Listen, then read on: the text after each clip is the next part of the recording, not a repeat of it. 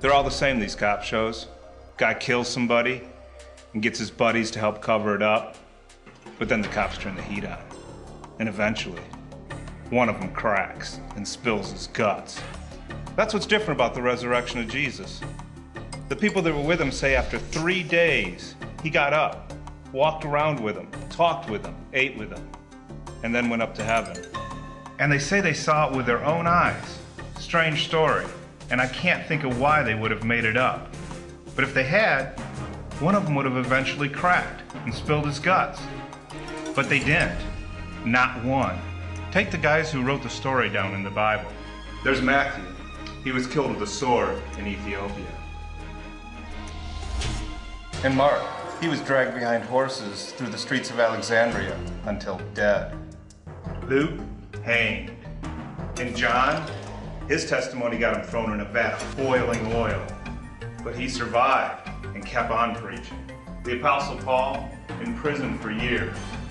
And then, beheaded in Rome. How about Jesus' disciples? If there was a conspiracy, they'd be the ones hiding something, wouldn't they? Philip, Andrew, crucified. And Peter, the one who denied even knowing Christ to avoid being arrested. Later, he would not renounce the resurrection, even though they forced him to watch as they crucified his wife, and then him.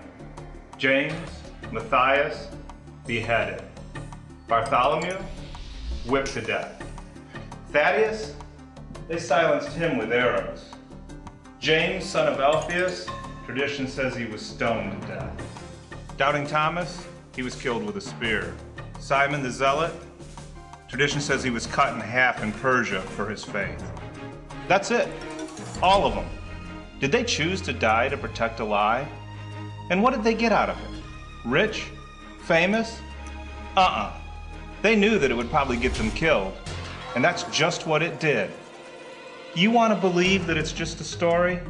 Go ahead, knock yourself out. But you got to get past these guys.